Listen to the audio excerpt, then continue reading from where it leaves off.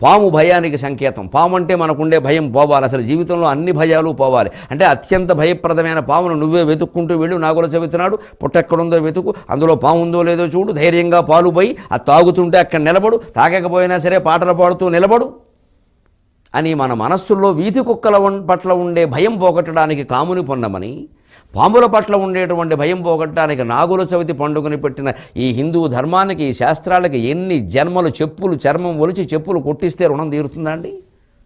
వీటి వెనకాల విశేషాలు ఇవి. అంతేగాని పాముకు పాలు పోస్తే పిల్లలు పుడతారు, పాము లాంటి పిల్లలే పుడతారు. ఆ మాట ఏమిటండి? పిల్లలు పుట్టడానిక ఇవన్నీ? ఏమైందంటే ఈ పిల్లలు పుట్టకపోతే ప్రపంచం మునిగిపోయింది. ఎంతసేపు స్వార్థం స్వార్థం, నా వంశం, ఇదేదో సూర్యవంశమా చంద్రవంశమా? ఏమిటి ఈ వంశం పెరగకపోతే నష్టం? ఈ నమ్మకాలన్నీ పెట్టుకున్నాం మనం. పాముకి పాలకి పిల్లలకి సంబంధం ఏమిటండి? ఇప్పుడు గుడ్డి నమ్మకాలే. ఏం చెప్పలేకపోతున్నాం యువతరానికి ప్రశ్నిస్తే? ఎవరి దగ్గర జవాబులు లేవు. అది ఆచారం పాటించండి అంతే, ఏం లేదు. అది పిల్లల కోసం వచ్చింది కాదు, నీ గుండెల్లో ఉండే అన్ని రకాల భయం పోగొట్టడం కోసం నాగుల చవితి వచ్చింది. వీధి కుక్కలు పిల్లలు సహజంగా ఆడుకుంటారు, తిరుగుతారు, వాళ్ళకి అవి ఏవో చేస్తాయని భయం. మొన్న కదా మనం రొట్టెట్టడం ఈ కుక్కకి, ఆ కుక్కనని ఏం చేయదు. సహజంగా ఆ కుక్క కూడా రొట్టెట్టిన వాడిని ఏం చేయదు, పెట్టిన వాడిని ఏం చేయదు, మళ్ళీ పెడతాడేమో దానికి నమ్మకం. ఇలాగ జంతువుల పట్ల మనకు ఉండేటువంటి భయాన్ని పోగొట్టి మమకారాన్ని పెంచాలనే ఉద్దేశంతో పండుగలు పెట్టిన ఏకైక జాతి భారత జాతి, ఏకైక ధర్మం హిందూ ధర్మం, ఏకైక మతం. పాము భయానికి సంకేతం. పాము అంటే మనకుండే భయం పోవాలి, అసలు జీవితంలో అన్ని భయాలు పోవాలి. అంటే అత్యంత భయప్రదమైన పామును నువ్వే వెతుక్కుంటూ వెళ్ళు. నాగుల చవితి నాడు పుట్టెక్కడుందో వెతుకు, అందులో పాము ఉందో లేదో చూడు, ధైర్యంగా పాలు పోయి అది తాగుతుంటే అక్కడ నిలబడు, తాగకపోయినా సరే పాటలు పాడుతూ నిలబడు అని మన మనస్సుల్లో వీధి కుక్కల పట్ల ఉండే భయం పోగొట్టడానికి కాముని పొందమని, పాముల పట్ల ఉండేటువంటి భయం పోగొట్టడానికి నాగుల చవితి పండుగని పెట్టిన ఈ హిందూ ధర్మానికి, ఈ శాస్త్రాలకి ఎన్ని జన్మలు చెప్పులు చర్మం ఒలిచి చెప్పులు కొట్టిస్తే రుణం తీరుతుందా అండి? వీటి వెనకాల విశేషాలు ఇవి. అంతేగాని పాముకు పాలు పోస్తే పిల్లలు పుడతారు, పాము లాంటి పిల్లలే పుడతారు. ఆ మాట ఏమిటండి? పిల్లలు పుట్టడానిక ఇవన్నీ? ఏమైందంటే ఈ పిల్లలు పుట్టకపోతే ప్రపంచం మునిగిపోయింది. ఎంతసేపు స్వార్థం స్వార్థం, నా వంశం, ఇదేదో సూర్యవంశమా చంద్రవంశమా? ఏమిటి ఈ వంశం పెరగకపోతే నష్టం? ఈ నమ్మకాలన్నీ పెట్టుకున్నాం మనం. పాముకి పాలకి పిల్లలకి సంబంధం ఏమిటండి? ఇప్పుడు గుడ్డి నమ్మకాలే. ఏం చెప్పలేకపోతున్నాం యువతరానికి ప్రశ్నిస్తే? ఎవరి దగ్గర జవాబులు లేవు. అది ఆచారం పాటించండి అంతే, ఏం లేదు. అది పిల్లల కోసం వచ్చింది కాదు, నీ గుండెల్లో ఉండే అన్ని రకాల భయం పోగొట్టడం కోసం నాగుల చవితి వచ్చింది.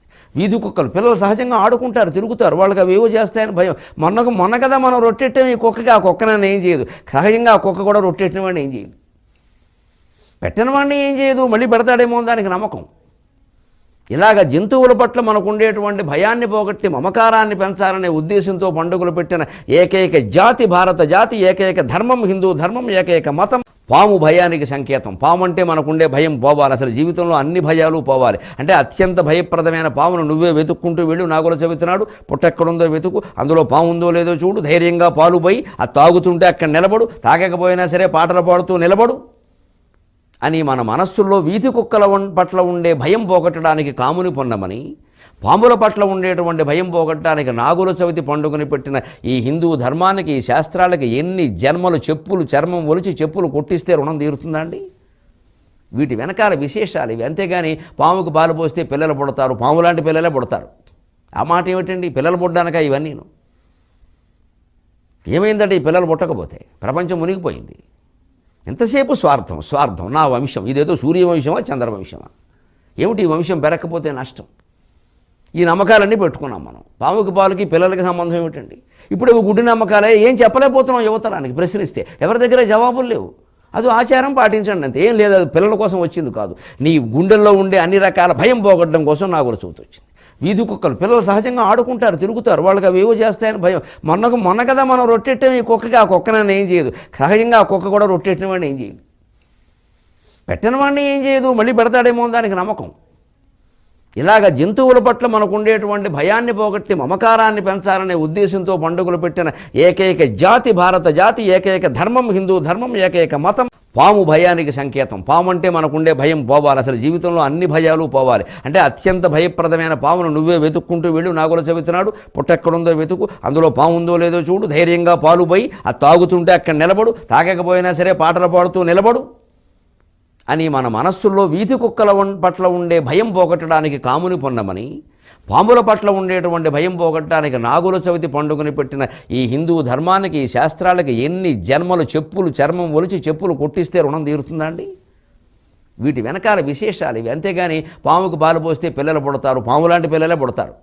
ఆ మాట ఏమిటండి? పిల్లలు పుట్టడానిక ఇవన్నీ? ఏమైందంటే ఈ పిల్లలు పుట్టకపోతే ప్రపంచం మునిగిపోయింది. ఎంతసేపు స్వార్థం, స్వార్థం, నా వంశం. ఇదేదో సూర్యవంశమా చంద్రవంశమా?